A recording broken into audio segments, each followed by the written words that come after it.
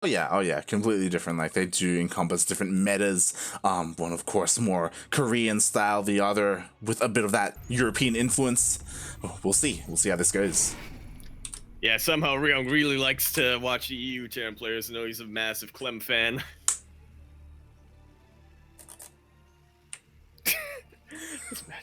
As we continue here to Oxide LE, swatting in the bottom left-hand corner map, swatting all the way in the bottom left-hand corner. The red Terran player coming down from the land of Korea. He is the Tuna Terran himself, the man whose name is on my spacebar, representing Team GP. We have Ryung. And spawning in the top right-hand corner of Oxide LE, we have the European Protoss player, the Croatian Protoss, representing Team Roddy. It is Goblin.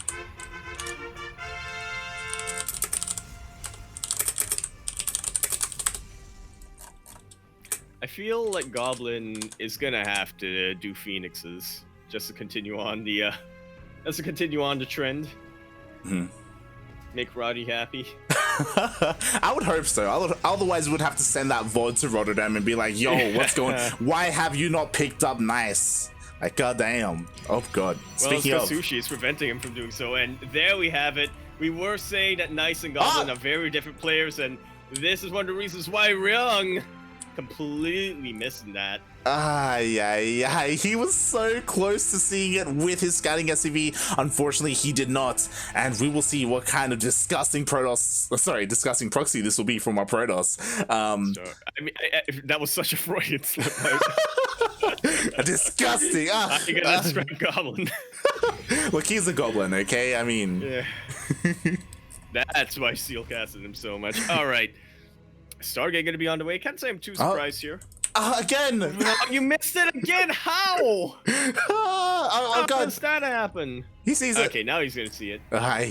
I was about to say, thankfully Ryung does turn around, so he does scout this proxy, immediately starting to target down this pylon.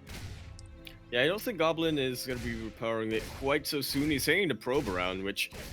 I mean, it's good to throw down another Nexus to repower that, but on the other hand, you could also just go for a different proxy. He could pull. Oh god, who did we cast? I think it was Patience, right, on Romanticide, where he like proxied and then he proxied again behind it. I remember that. I like that Ryung is trying to prevent any shield batteries from getting thrown down. That is the number one thing you got to look out for when your opponent's going for a proxy void ray like this. Definitely, and that is also why we see another probe coming out across the map for Goblin, as the Void Rays are about to pop out, and we'll see what does Ryung have here. Interesting that he's prioritizing the Widowmine, not the Cyclone. Yeah, I mean, I think he's hoping he can bait the Void Ray into the best position that he can with the Widowmine, but I mean that's a lot less reliable than, say, kiting with the Cyclone. Like that Ryung is kind of giving up on that supply depot. Oh, okay, never mind. He is trying to repair that as much as he can. Oh, actually, god. Yeah, it's working out. Oh god, the never depot. Mind. It's gonna go down. Ryung, not quite supply capped yet, but he really does need to work on getting a replacement up. Adept taking the hit from that Widowmine, and actually this Void Ray taking a lot of damage. Goblin only now trying to get his shield batteries up and running. Yeah, that he is. Again, it was delayed as the probe was killed earlier. The shield batteries are still so low, so there's an opportunity for Ryung to help deal with them. The Cyclone is on the way. The add-on was completed. One shield battery does go down, but not quite able to get the rest of them. Ryung is going to try. He should be able to take at least one of these batteries out. No, it will live with literally 5 health. Somehow the Void Ray lives. Actually, misread that. 2 health. Meanwhile, the other 2 shield batteries were targeted down, but one does finish up to help keep these Void Rays alive, and with this, he will be able to take out this reactor. Yeah, a bit of an expensive loss there for Goblin, losing as many shield batteries as he did, but I mean, he knew that as long as one of the shield batteries came up, he is going to be in a bit of a favorable position. As long as he can keep the Void Rays alive and have them continue to do damage, the Cyclone will go down once again. The bunker attacking a lot of these Void Rays, But They're not again, dying. shield batteries were fully functional. That was We're keeping it up. disgusting. Like, the Void Rays, they just dove on that Cyclone, and none of them lost any health whatsoever. Okay, now the shield batteries are starting to lose a little bit of energy. One Void Ray does go down. And Ryung isn't too disadvantaged yet. He is down one worker, but I mean, that's not at all the end of the world in a TVP. He's got plenty of mules available for him, and he has lost a couple of Cyclones, but now Magfield Accelerator is going to be finishing up a couple of Vikings here to help defend as well. Plenty of SCVs to repair. And our shield batteries are running out of energy. This proxy is just about running out of steam. Do like the Goblin is already thinking of his transition. Yeah, he already threw down his Nexus, so he is already looking to expand, and he's turning around with his Void Ray. So he's not, as you said, overstaying his welcome, over-committing too much and losing things needlessly. Now it's on Ryung. Like, how long is it going to take him to finally go down, expand, and catch up to Goblin? Yeah, he's definitely playing this pretty scared, and I mean, it's hard to blame him, right? 3 Void Rays in prismatic alignment. If they catch Ryung out of position, these orbit units are just going to evaporate. Ooh, that they are. And finally, the SCVs are pulled back to mining from that bunker. There it is. He lifts up and is looking to land his natural. So he is reclaiming control of his bases. But Goblin does have a bit of a lead, you know, with his faster natural. And we'll see how things stabilize from here. Yeah, I feel like economically, Ryung, I would still put him in a slight advantage because, you know, he does have 2 orbitals and mules are really good. But tech-wise, Goblin is definitely taking the edge here. Yeah, exactly. Especially since Blink is about to finish up as well. To be fair, he doesn't have too many gateways, but he isn't neglecting his defense. He's throwing down the shield battery just in case Ryung does go for a counterattack. Which, honestly, he could try to do. He supply capped Goblin over here. I think he doesn't quite realize what the state of Goblin's army is. Although, to be fair, it's also a pretty scary army for Goblin, regardless. Oh yeah, especially defensively, like the micro potential with Blink, as the Marine does spot all those Stalkers, so Ryung is aware of what the majority of the composition is at the moment for Goblin, and we'll see what he does from here as he's looking to expand and take his third. Indeed, he is. So just trying to come out from that deficit as strongly as possible, and I do like that school of thought, like, where, you know, if you're behind, then just try to come back by being as greedy as you can. Very nice Blink micro coming out from Goblin, taking out 1D Cyclones and not losing a single Stalker. Yeah, really nicely done there by Goblin. We do see the Void Rays are coming across the map to meet up with the rest of his Stalkers. A proxy pylon did get thrown down. Ooh, a gateway as well to help out with the reinforcements. This is the Goblin I know and love, Light. Oh god, and to be fair, like, he isn't ultra committed here because he is getting a third behind this. Yeah, it is mostly dedicated pressure. He wants to try to pop Oh my god. Ryung as quickly as he can. So many units getting anti-armored, but also these Vikings taking the brunt of that as well. But in the end, a very good engagement from Ryung. The Marines on the ground absolutely dealing with these Void Rays in the sky. Look at an army supply difference, like, and that's just gonna continue on for Ryung. I feel he's gonna be continuing to build up his army. His stim is halfway done, and when he goes across the map, I don't think Goblin can do much. Mate, I thought Patience was in the upper half of the bracket. Because I don't know if you noticed, but Goblin, he saw the exposed tank, he blinked every single one of his Stalkers forward into the tank, didn't even one-shot it, and lost every single one of his Stalkers as a result. Like, he saw the army, and he's like, I got this. He goes in, loses everything, and we saw that pendulum swing in favor of army for Ryung. And now Ryung, like, he can defend, he can expand, like, he's looking so much better than he otherwise could have been. Yeah, that's a real reason why we see Patience doing less Blink builds nowadays. It's because he's transferred his curse over to Goblin. Hey, god damn it, Goblin, god damn it, Roddy. But as a result, like, Ryung, he's free to expand, take his third base, kind of once again regain position here on his side of the map. Meanwhile, Goblin, he did research charge, and we do see a lot more gateways being thrown down. +1 is on the way as well, so we can kind of incorporate them into his army. Yeah, so Goblin's still trying to muster up a defensive force, and I mean, as you said earlier on, Goblin's unit composition did look very defensive oriented, and he is getting a couple of shield batteries going on, trying to be as greedy as he can. But at the same time, you know, you just look at that army supply difference, so you think, yeah, Terran player's going to be able to smash through whatever Protoss player can, however many shield batteries a Protoss player gets. Yeah, at least until like some kind of AoE, some robo units get thrown in for Goblin. He's kind of been neglecting that part of the tech tree as he's expanding and taking a fourth base. Which is very ballsy coming out here from Goblin. It's definitely a gambit.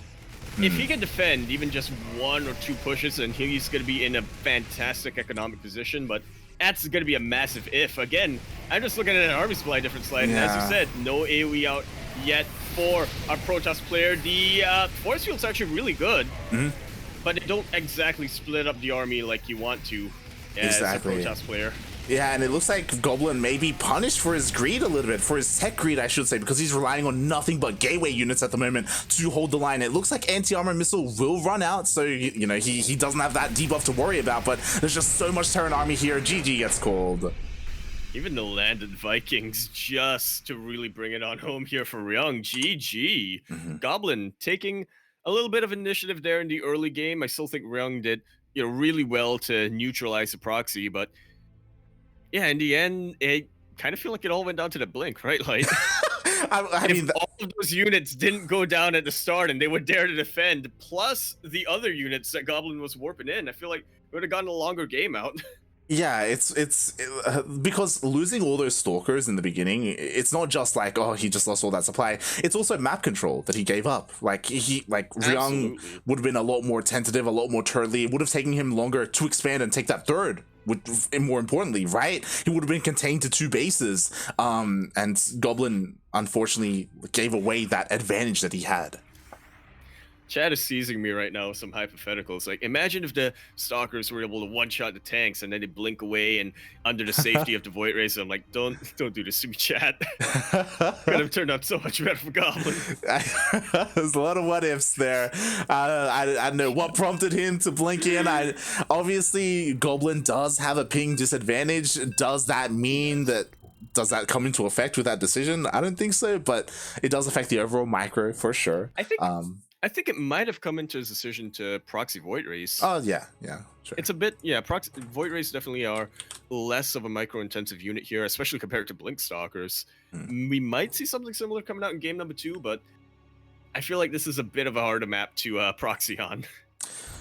We'll see. We shall see as we get in to game number 2. This time on Romanticide, LE. LE, of course, standing for Lovers. Equator. I think I used that one before, but I mean, it's pretty good to use. Lover's Equator. That's when, you know, you're a line in the middle of a map. Here in the bottom right-hand corner of the map, spawning all the way in the bottom right-hand corner, the red Terran player coming out from the land of South Korea. He is the positioning master himself, the Tuna Terran, owner of a lot of cans of Dongwon Tuna. I want to say Dongwon Corporation, but I don't think that's entirely accurate. He is representing Team GP, Ryung. And spawning in the top left-hand corner of Romanticide LE, we have the European Protoss, the blue Protoss, hailing from the land of Croatia, as well as representing Team Roddy.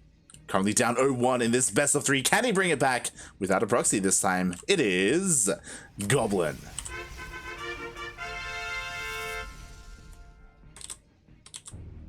Just keeping my eyes on the mini-map, and surprisingly, Goblin, I don't see any blue pixels on the other side of the map for him. In fact, building back at home. Yeah. Especially, we have seen proxy locations before, you know, especially in this matchup. You can throw down like a pylon behind the mineral line here. You can over on the right-hand side as well, or down to the south. Like, there's potential here, but at the same time, like, after pulling off something cheeky in game 1, it may be a little bit too obvious, and Goblin opting for a more straight-up game. Yeah, and this is definitely the map for that. Like you said, there is potential for proxy here, but the map doesn't exactly lend itself too well for success. Still a lot of ground that you need to cover if you take, say, the northern proxy location. It's very obvious when you're taking the mineral wall proxy location. It's easy for your opponent to scout you. So, yeah, Goblin just doing something straight up. Not taking too many risks. Not as many this game in game 2, and I don't blame him, right? He's down 0-1 in this series. Like, okay, I gotta calm down a little bit with the aggression. Let's play straight up against Ryung. Let's see if he can go toe-to-toe with him. Again, we haven't spoken much about it, but it's so exciting to see Ryung back from the military and actively competing again. Not just competing, but also like motivated to improve. Like, he recently got picked up by Team GP, and he's just been getting better and better over the course of the past month or two. He definitely has. He streams so often nowadays as well. There's very rarely a time where I need background noise, and Ryung is unable to deliver that for me. Yeah. It's always great to see our ex-Axiom boy doing well here. Ryung, of course, being back. But we'll see how this game turns out as Goblin is going for Twilight Council.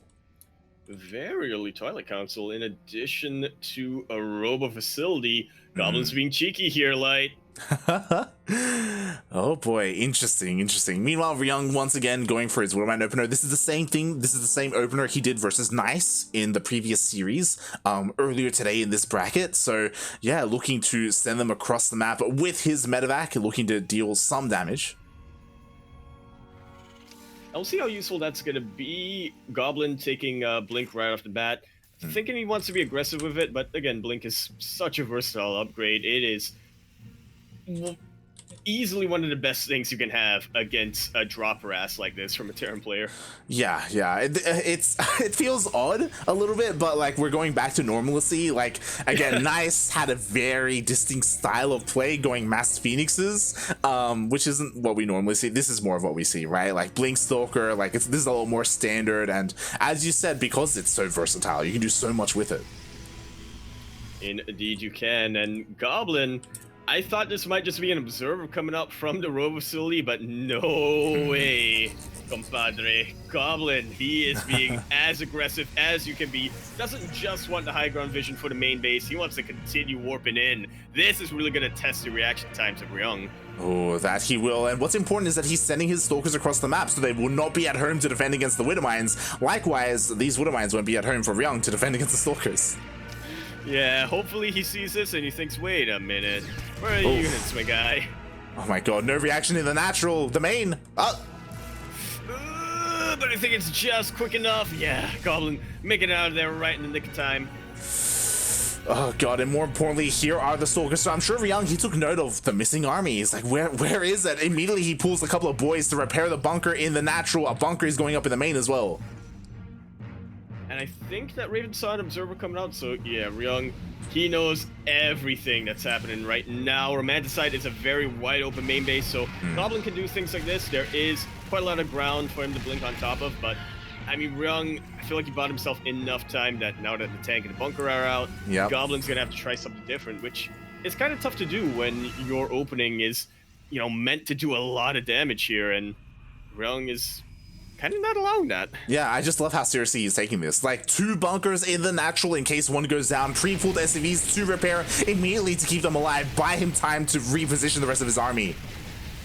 Yeah, Raven even helping out with a little bit of additional auto-turret DPS. There's the blink being used, keeping a lot of the stalkers here for Goblin alive, but again, is it going to be enough here? Oh god, I mean the Marines, okay, they do maneuver back into the center between the 2 bases as it looks like Goblin wants to dive into the main base once again. Here he goes, Blinks right into the main base, but now there are 2 tanks out. I mean, there are a lot more stalkers, but I think I favor an additional tank more than additional stalkers here. It wasn't sieged up though, which meant that it could not really contribute the splash damage or the range. Yeah, it couldn't cover the initial tank, unfortunately. So one of the tanks did immediately get sniped by Goblin. Goblin not losing too many of his Stalkers whatsoever. And once again, behind this, like he's applying all this pressure, containing his weapon, snipes the Raven, and he's getting a 3rd. That's very important. Exactly. He's getting a 3rd base. That is very key here for Goblin to snipe that Raven Light, because look at what he's transitioning into. Wants that Colossus. Oh, that he does. Robotics Bay on the way as well. And this is what Goblin, like, for the most part, intended to do in the previous game. Like, containing Ryung, keeping him on 2 bases for as long as possible, keeping him scared, and whenever you can, snipe off a couple of high-tech units, a Raven, a tank here and there, whatever you can, as you just probe up behind this. This is why I always favor Stalkers to Void Race. Well, okay, that's a bit of a lie. I favor Stalkers to Void Race because they're more microable, but I mean, they're also really effective, as Goblin is showing us. Yeah, definitely. Like, again, it's so difficult for Ryung to really push out from here. He will eventually do so, but the big question is how much damage will be done before that happens. And Bunker does go down. And Goblin's aggression is going to be put to a bit of an end, which I'm not so sure if this is the right call. I'm not sure if he saw this drop coming up, so I guess that might be why he's going home and trying to defend, but I mean, this gives Ryung a lot more map control. It does. And to be fair, it's one of those things where Goblin, he doesn't want to overstay his welcome. He knows that eventually, at some point, Ryung will push out and he doesn't want to risk his Stalkers a little bit too much. Maybe he's also aware of drop potential as well. Not necessarily seeing the drop, but knowing that it could happen. Yeah, that actually gives me a bit of an epiphany. I think Goblin did see the stims, and yeah, once stim is ready for the Bio-Terran player, the tables have been completely reversed. Blink Stalkers are good if you can micro them, but yeah, nowhere near as effective as they otherwise would be.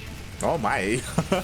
And that was really cute there, the little skirmish that they had. Ryung, he baits the blink, takes out the Stalker, but that also reveals that there is a drop here to the north, so Goblin, he repositions, he's ready for the drop, but Ryung knows that Goblin knows that he knows, so he's just kind of chilling. That poor Marine. I healed up a little bit and then just left there to be a spotter. Poor guy. Look, he's got a very right. Well, you're meant to die, so just be a spotter for us and tell us where the army of goblins at. Feels bad, man. But Ryung has finally reclaimed his third base. You know, we see all the mules are being thrown down. He's finally mining from it. But at the same time, Goblin is taking his own fourth, already fully saturated at his third base because of how much he was able to contain his opponent.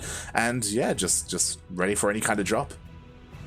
Yeah, the dynamic has completely flipped on its head. Goblin now going to be the defensive player, trying to tech up as aggressively as he can, getting that Templar Archives. He cannot rely solely on Colossus, especially since Ryung, he's already getting his Viking production on the way. Oh, that he is. The Vikings are being pumped out. These are only the initial couple, as there are 4 on the map, but we do see more on the way. And yeah, as you said, it is now on Goblin to be the defender. I'm a little bit concerned because there aren't any shield batteries ready at the 4th base. You know, they could be useful, especially since Ryung is looking to be aggressive out on the map. But as you said, I do like that he is attempting to switch up and diversify his damage, his AoE. Absolutely. But going back to what you said about not having too much side defenses here, this is also one of the most awkward positions, I think, for Protoss to really take a fight. I mean, look at the flank potential. Oh yeah, it's pretty open. Thankfully, like, the rocks are still there, so it's not as open as it could be. But yeah, Ryung, he does scan. There we go. The rocks are being open. And it's like, oh right. I should give him another avenue of attack. No, but this is more for Goblin to be able to go across the map quicker for a counterattack or what have you. Yeah, that he is. Meanwhile, Ryung is just kind of backing off. We do see Ghost Academy on the way, so he is looking to incorporate those beautiful EMPs that we saw against Nice. That will help so much. Even scans, confirms the army, sees all the Archons. He's like, nah, yeah, I need some EMPs. Yeah, it's kind of cute from Goblin, using the splash damage of the Colossus. Targets down the Stalker to take out the mine. Yeah. That's a little trick you can sort of use over here. But yeah, I'm loving how patient Ryung has been so far this series. I mean, I feel like for a lot of Terran players, and I'm guilty of this a lot, is once the upgrades finish up, you're like, all right, go across the map now. I need to shoot my shot. But Ryung, no. He evaluates what his opponent's army's looking like, and he thinks, you know what? I'm still pretty safe. I still have a pretty good production capabilities. So I may as well just build up and get ready for round 2, where I'm going to be even stronger. Yeah. You have to be careful not to give your opponent too much time. And Ryung, he sees the army. He knows that he can't fight this right now. He evacuates the 4th base. At the same time, Ryung does force a cancel on the 5th of Goblin, looking to try and take out the 4th. But there are Zealots here. Yeah, and Zealots, absolutely the best buffer in the game right now. So they're just going to be buying enough time to keep that 4th base alive, draw the army back. But it does also give Ryung the opportunity to get his own 4th base. Yeah, it draws the Colossus army back home of a Goblin. So nicely done there by Ryung. It does give him a little bit of breathing room. Will it be enough to actually establish this 4th base? Is kind of a big question. He scans, he sees the army once again, and he's still waiting for his ghost to come out. He has a couple, and his shockwaves is still on the way. 10 seconds though. Yeah, I'm really worried for Ryung right now. He has split up his army, and half of them are trying to go for a drop, and half of them are here for the defense. Meanwhile, Goblin, he's attacking with the vast majority of what he's got. Oh god, immediately the Liberator does go down, and he's pushing on forward to get on top of the tanks. Yeah, decent EMP so far, but the Archons are still very much in play. The Vikings, uncontested though, taking out the Colossus, and that looked like it was going to be a pretty good fight for Goblin, but I guess EMPs and Widow Mines, all you really need is a Terran player. I'm gonna incorporate that from now on, like. That was beautifully done. The Vikings were cleaned up, but not before they cleaned up every single Colossus, and those EMPs were beautiful upon every single Archon, so Ryung was able to just barely hold on. With the help of the rest of his Widow Mines and his Liberators, he should be able to hold on here at the 4th. Goblin, he's still, like, warping in more Gateway units. I don't know if he can break this. Oh, he's gonna try. I mean, he's trying. He needs to try to keep up this contain while he rallies his high-tech units across the map, but now he's going for it. That he is, and all the Zealots get cleaned up by the Widow Mines. Now it's just pure Stalker. Okay, another wave of Zealots is being warped in though.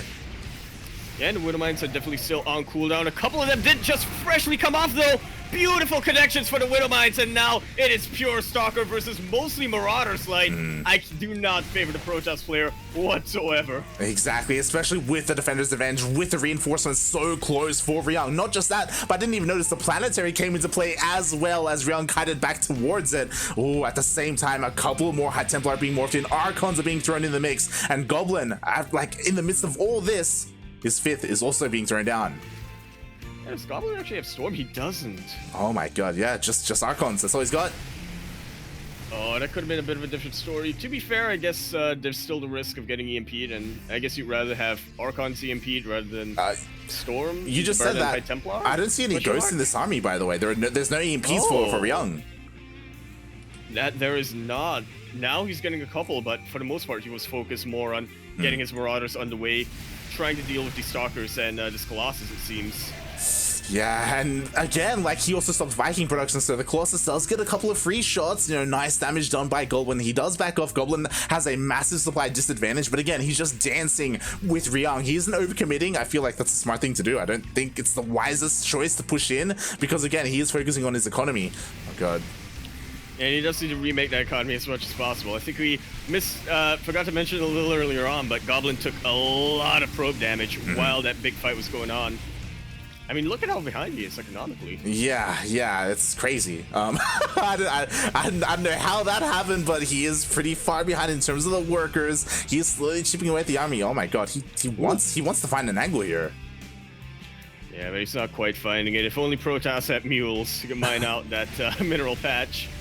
But now he does blink around top of the Liberator, which is definitely a nice pickoff, but nowhere near enough to deal with the rest of this. Beautiful EMPs happened earlier on. The Archon's really taken out, and now a couple of Zealots trying to buffer, but not quite going to be enough. The Vikings are here to deal with both the Warp Prism as well as the Colossus. There's just no army for Goblin left. Exactly. The EMPs were absolutely beautiful, blanketing the army of Goblin. Everything gets taken out. All the Colossus go down. GG gets called. Ryung. I favored him this series. I did not think he would 2-0.